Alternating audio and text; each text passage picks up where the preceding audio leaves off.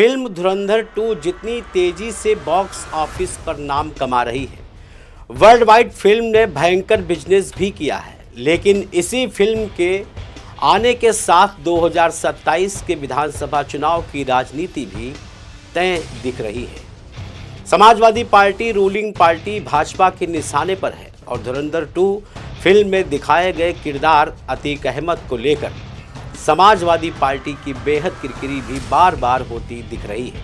कभी मेरठ से संगीत सोम समाजवादी पार्टी के नेताओं के नेटवर्क आतंकवादियों से जोड़ देते हैं। अखिलेश यादव पूर्व मुख्यमंत्री, और अगर मैं सही से बताऊं कि मुगल शासन के आखिरी बादशाह अखिलेश यादव अब जिंदगी में उत्तर प्रदेश के सीएम नहीं बनने जा रहे। मेरी नजरों में पीडीए की फुल फॉर्म है पाकिस्तान डेवलपमेंट अथॉरिटी। तो कभी इसी फिल्म को लेकर विपक्ष इसे भाजपा की प्रोपेगेंडा फिल्म करार देता है।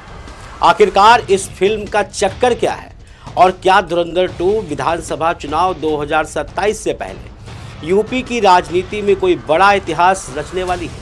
नमस्कार, मैं हूं पीयूष मणि अवस्थी। आप देख रहे हैं इंडिया जंक्शन की खास पेशकश द हिडन स्टोरी। आप जरा इस फिल्म के मुख्य किरदार की बात करते हैं जो इस समय बदनाम होकर भी चर्चा का विषय बना हुआ है।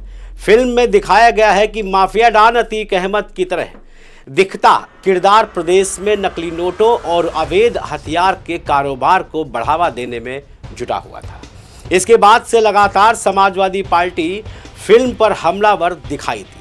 अब देवरिया में नकली नोटों की फैक्ट्री चलाने के मामले में समाजवादी पार्टी के नेता को पुलिस ने गिरफ्त में लिया है।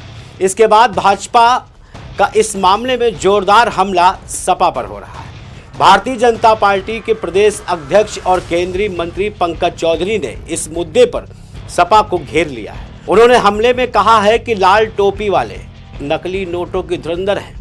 अब भाजपा प्रदेश अध्यक्ष पंकज चौधरी ने सोशल मीडिया एक्स पर किए गए लॉन्ग पोस्ट में सपा पर जोरदार हमला बोला। उन्होंने कहा कि उत्तर प्रदेश में नकली नोटों की फैक्ट्री चलाने के आरोप में सपा नेता की गिरफ्तारी ने समाजवादी पार्टी की चाल, चरित्र और चेहरे तीनों को उजागर कर दिया है।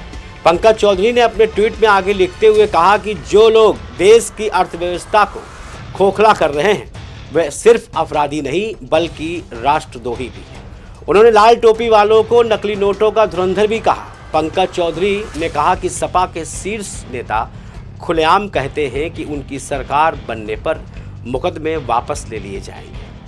क्या इसका मतलब ये है कि नकली नोट छापने वाले, देश की जड़ों को कमजोर करने वाले लोगों को भी बचाया जाएगा?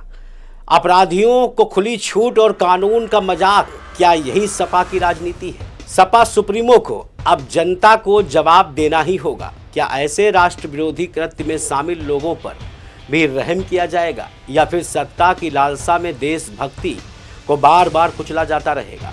भाजपा प्रदेश अध्यक्ष ने कहा कि लोकतंत्र में विपक्ष की जिम्मेदारी देश हित को सर्वोपरि रखना होती है। प्रदेश अध्यक्ष ने कहा कि सपा ने बार बार साबित किया कि उसकी प्राथमिकता सिर्फ और सिर्फ सत्ता है, चाहे इसके लिए देश की सुरक्षा, अर्थव्यवस्था और सम्मान ही क्यों ना दांव पर लग जाए।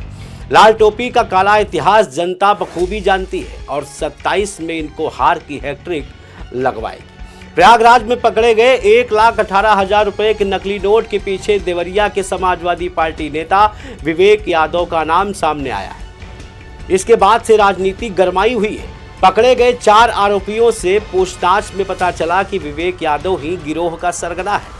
वो देवरिया में नकली नोट बनाने की फैक्ट्री चला रहा था। पुलिस के अनुसार फरार विवेक यादव की तलाश की जा रही है। आरोपियों के कब्जे से नकली नोटों के साथ ही इसे बनाने के उपकरण, लैपटॉप, कार समेत अन्य सामान बरामद किए गए। फिलहाल अब यही नकली नोट फैक्ट्री का मामला सपा और भाजपा के बीच उलझता जा रहा है।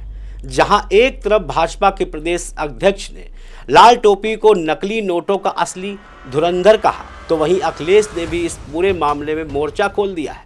समाजवादी पार्टी प्रमुख अखिलेश यादव ने इस मामले में बीजेपी पर सीधा हमला बोलते हुए आरोप लगा डाला है कि भाजपाई नकली नोट देश के अंदर चला रहे हैं और असली नोट देश के बाहर ले जा रहे हैं। उन्होंने दावा किया कि नकली नोट चलाने वालों की तस्वीरें भाजपा विधायक सलभमणि त्रिपाठी के साथ सड़क से लेकर उनके कार्यालयों तक मौजूद हैं। फिर उनके खिलाफ कार्रवाई में देरी क्यों हो रही है?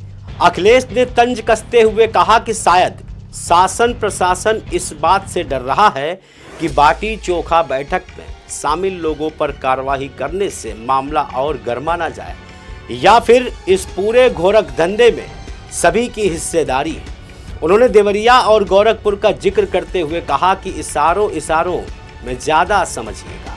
समाजवादी पार्टी मीडिया सेल ने सोशल मीडिया पर पोस्ट कर दावा किया कि जिन लड़कों को नकली नोट मामले में सपा से जोड़कर पेश किया जा रहा है, उनकी तस्वीरें देवरिया के भाजपा विधायक सलभमणि त्रिपाठी के साथ सामने आई है। सवाल उठाया गया कि क्या मीडिया अब अपनी गलती स्वीकारेगा?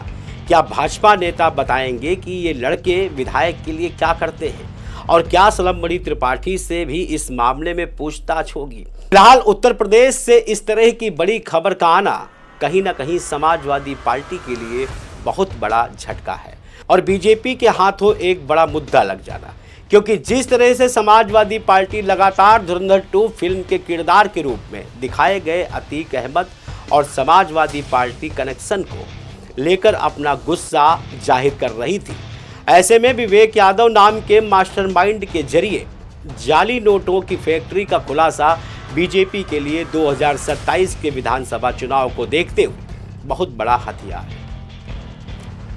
लेकिन इस पूरे मामले में अब जाली नोटों की फैक्ट्री चलाने वाले संचालकों की तस्वीरें गोरखपुर देवरिया भाजपा विधायक सलभमणि त्रिपाठी के साथ होने का जिक्र कर अखिलेश ने भी जहां एक तरफ अपने लिए कवच तैयार किया, तो वहीं जनता के बीच भाजपा विधायक की भी पोल खोलने की कोशिश की। आपको द हिडन स्टोरी कैसी लगी? अपना फीडबैक हमें देना बिल्कुल मत भूलिएगा, क्योंकि हम फिर हाजिर होंगे आपके सामने एक नए अंदाज, एक नई खबर के साथ। तब तक देखते रहें इंडिया जंक्शन, खबरों का जंक्शन।